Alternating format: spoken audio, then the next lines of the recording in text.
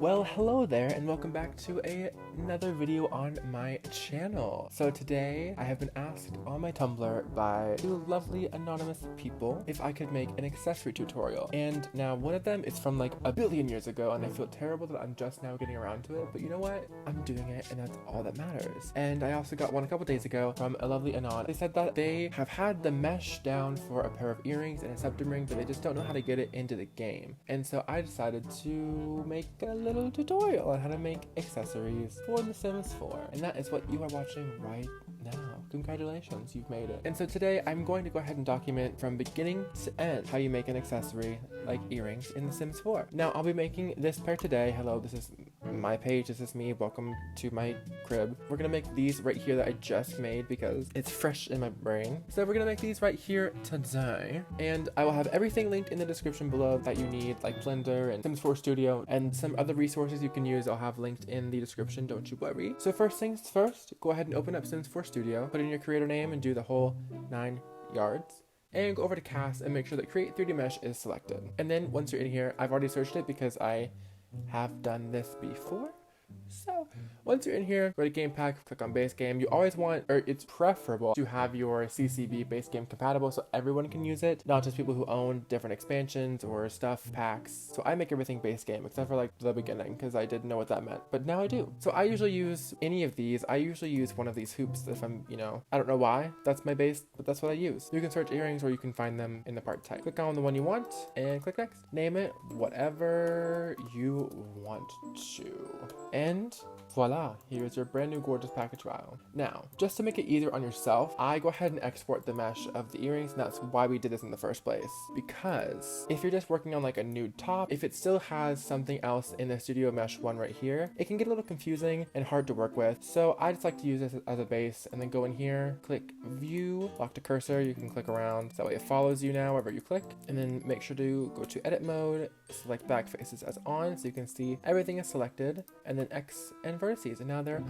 magically gone. So now we can start meshing our own earrings. And as you can see, every single thing I'm pushing will be over in this side of the screen. So that way you know exactly what I'm doing it. So that way you know exactly what I'm doing when I'm doing it. So first things first, to get the actual hoop mesh, I'm gonna go into the create tab and make a Bezier circle because that is easiest for me to use to make a hoop earring. You can also use a torus if you want, but I just love the way that the Bezier circle works as opposed to the torus, and I'll show you why in a minute. So we're gonna go ahead and rotate this on the x-axis 90, and then rotate this on the z-axis 90 once more. Then just scale it down to be like a reasonable size, That's a little small. We'll scale her up just a hair. Just a hair. And I feel like, that looks a little weird. Christopher, get it together. Do not worry. Just rotate it on the z-axis just a smidge. There you have it. You have a base hoop. It looks like it's coming out the back in the right spot. Looks like it's going in at the right spot. And there you have it. Tutorial over. Goodbye.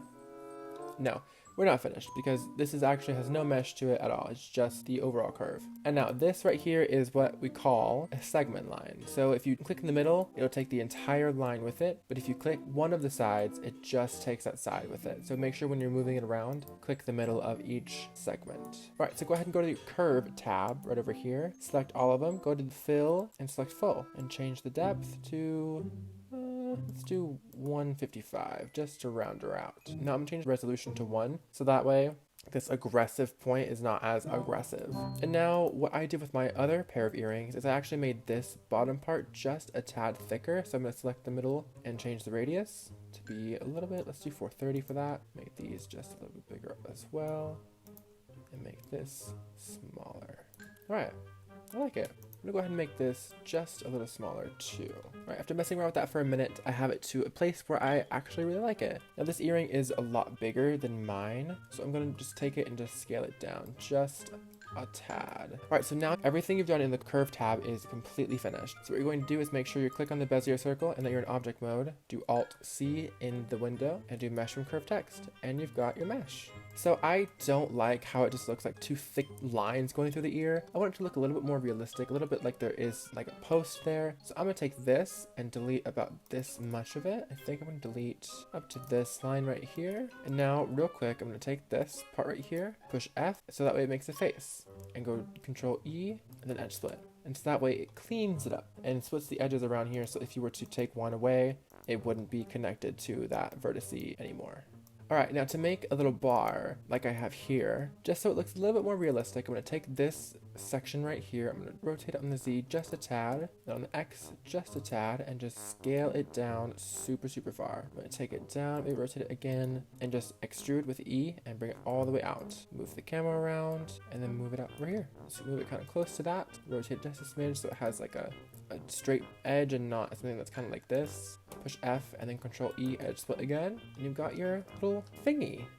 Now I'm going to go ahead and take this because it is kind of cutting into the ear a little bit up at the front. Bring it out just a little bit, and there you have it. Your mesh is 100% complete. Right, now comes the part of adding the weights. And that is fairly simple. All you have to do, make sure this is selected, shift click on Sims 4 Studio Mesh 1, go into the window and do Control J, and now you're connected. You have to have this in here before you do the weights. So now with this in the same mesh group as the Studio Mesh, go ahead and make sure everything is selected using A in edit mode. Go to weight paint. If it's blue, you're wrong. So what you want it to be is 100% red. So go back out to edit mode, click head in the UV tab and assign. Go back to weight paint. If the whole thing is red, done it right, and you're good to go. So now is the fun part, the UV, the texture, the part that makes it good actually, because this is not a cute earring in the game. You don't want just like, I mean, maybe you do, but like, it's just boring. I want like gold. I want 24 karat magic in the air. You know what I mean? So here's what you gotta do. This has no UV right now, so you're gonna make one. Simple. Go into edit mode, make sure everything is selected, push U,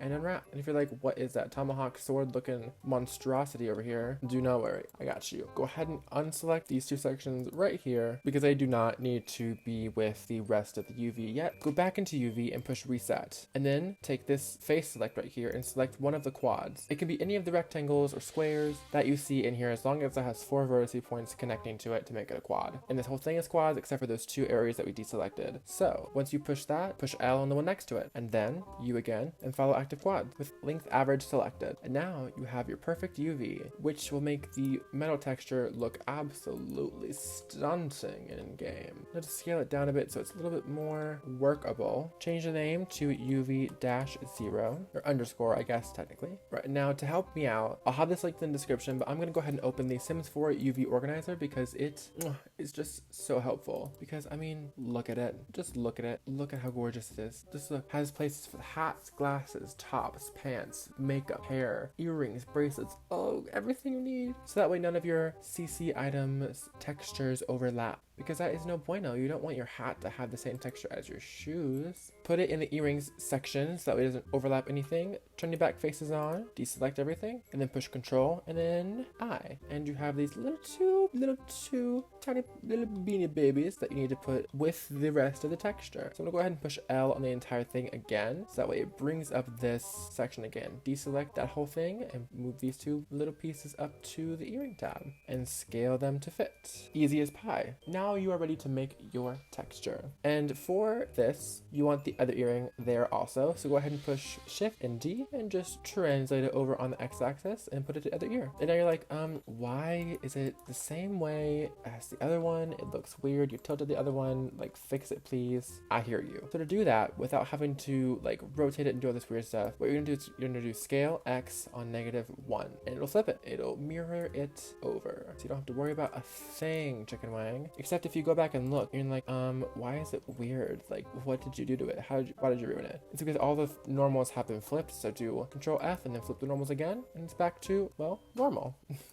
Those look pretty close in the same spot. So I think you're ready to save this as a new mesh and go into Blender 2.79. Blender 2.79 is where I do all of my texturing for my accessories and other clothing items that I want a like leather texture or a satin texture or a velvet texture on. And the reason is because you can bake in the cycles render here. And so go ahead and go to the cycles render up at the top and open up your brand new earrings you just made. Your gorgeous earrings. Go ahead and go to the rendered shading, go to your rig, and make sure that everything else is deselected for rendering at the top, the teeth, the heads, and the bottom of the feet, because you don't want to see everything in the cycles render. Now go to render layer over here at the bottom, so that way it just shows the earring. It goes together so you can see just a little bit better what you're working with. So now comes to the texturing part. Go ahead and lift this up right here, and you can see this little clock right here. Click it and go to the node editor so you can see what you're doing with the material. Now I use a material that I found online. I will link it in the description down below if you want to download it. It is the one I use for every single item. There is one you can make comparable without having to download it, but it is just not as powerful as the other texture. So I'll show you both though. So go ahead in the material tab, push use nodes, and then go to the diffuse BSDF and change it to a glossy BSDF. Change the roughness to about 0.5 and you've got a metal texture. It's not as powerful as the other one, like I said, but it still gets the job done. Once you add all your shine and everything, it looks pretty close. Before this, I'm going to go ahead and use my own texture, which if you downloaded it, you can go to file and then append and then metal material or whatever you name it as, and then material and material. And where you did the glossy BSDF, go back up and find where it says metal and change it. And now you've got it. You can go ahead and change it to gold, silver, make a rose gold, make a bronze, make a black, whatever you want to do. And you're ready to bake. But first, go down to your node editor and do shift and then A and add image texture, because without this, it will not bake to anything. I usually open up a random picture or PNG that has the same dimensions as what you're going to bake on, just so it has something to use as a reference. And then go to the camera, bake little option right here, go to sampling, make sure it says 40 for render and 60 preview, and then go down to where it says bake, make sure it's combined and everything is selected, and I change my margins to 5 just so that it's not so much, and push bake. If you don't know what the margins are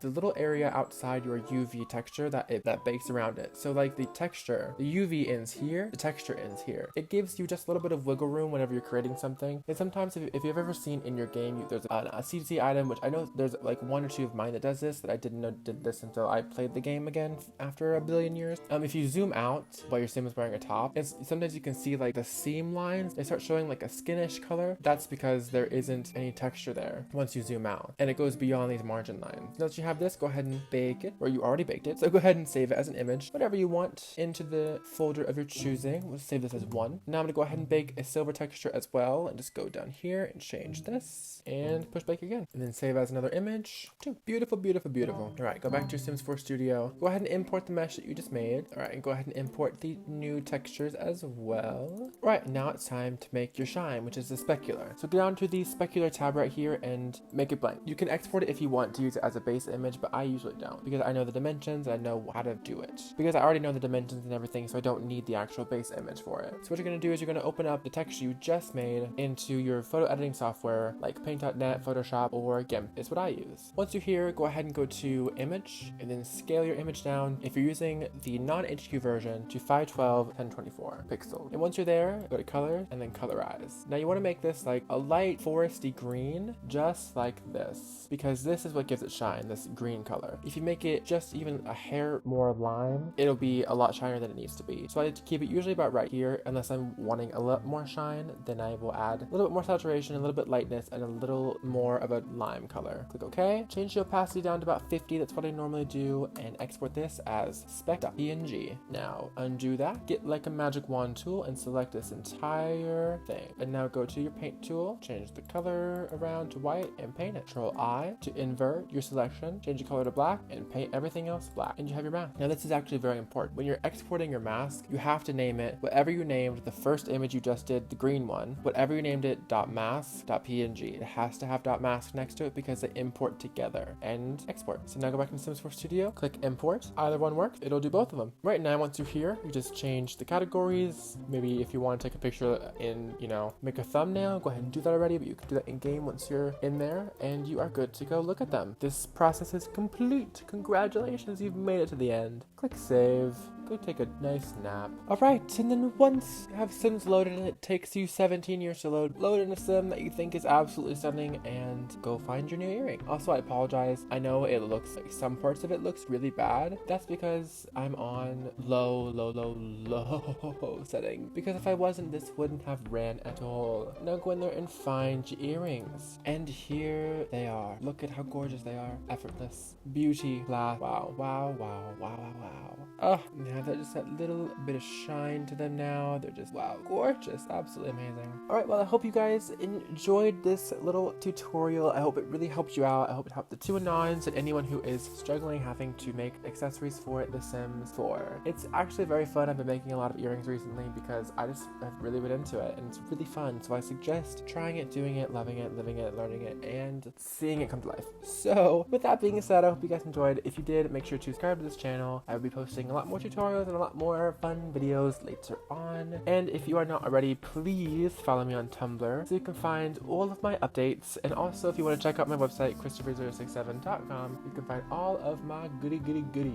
including earrings just like these. I hope you're having a great day wherever you are, whatever you're doing right in this exact moment if you didn't even make it to this point. So yeah, I will see you guys in the next video. Goodbye!